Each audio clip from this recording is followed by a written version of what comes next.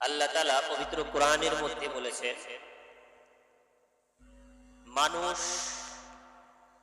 মানুষকে আল্লাহ এমন ভাবে তৈরি করেছেন, একজন মানুষ সারা জীবন সুখেও থাকবে না, সারা জীবন আবার দুঃখেও থাকবে না। ইন্না মা'আল উসরি ইসরা। যদি কেউ সুখে থাকে পরবর্তীতে তার জন্য দুঃখ আসবেই, আবার কেউ যদি দুঃখে থাকে আল্লাহ তাআলা তাকে অবশ্যই সুখ দিবেন। তবে যদি দুনিয়াতে কারো জন্য সুখ না থাকে তাহলে পরকালে তার জন্য পর্যাপ্ত সুখের ব্যবস্থা আল্লাহর জন্য থাকবে।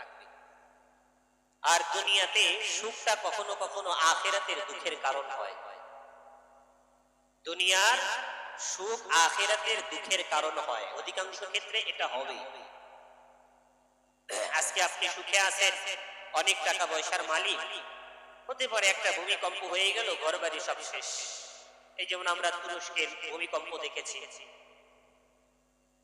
রাত্রেও তিনি সারা 3টা বাড়ির মালিক ছিল, পত্রিকায় আসছে সকালবেলা 3টা রুটি নিয়ে ঘুরতেছে রাস্তায়।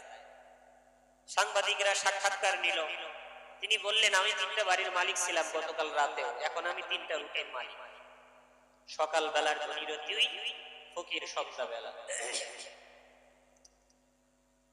বাংলাদেশ স্বাধীনতার ক্ষেত্রে বাংলাদেশের মানুষ দীর্ঘ নিঃশ্বাস ফেলে একটি সুখ পাওয়ার কাছাকাছি ছিল। এমন অবস্থায় দেশের শত্রুরা, মুসলমানদের শত্রুরা আবার এই দেশটাকে অস্থির করার জন্য ষড়যন্ত্র চালাচ্ছে।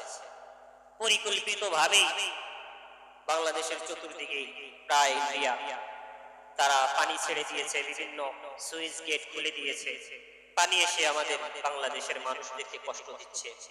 প্রায় 12 থেকে 13টা জেলায় প্লাবিত, হাজারো মানুষ হাবুডুবু খাচ্ছে। কত যে মারা গেছে কোনো হিসেব নাই। তবে এই দুঃখেরও একদিন শেষ হবে। আল্লাহ বলছেন টেনশন করো না, জালেমরা তোমার ক্ষতি করতেছে, আল্লাহ কিন্তু সবকিছু দেখে, খবর রাখে। ওয়ালা তাহসাবান্নাল্লাহা গাফিলান আম্মা ইয়ামালুজ জালিমুন। তোমার ক্ষমতা আছে, তোমার কাছে বাদ আছে, তোমার কাছে সুইচ খাল আছে, পানি ছেড়ে দিলেই তুমি আমাদেরকে মারতে পারো, কিন্তু আল্লাহ চাইলে তো তোমার সিংহাসনটা ভূমিকম্প দিয়ে ওখানেই দাঁড়ায় দিতে পারে। গতকালকে বৃষ্টিতেও দিল্লির বিমানবন্দর ধসে পড়ে গেছে। আল্লাহর মায়ের দুনিয়ার ভাই,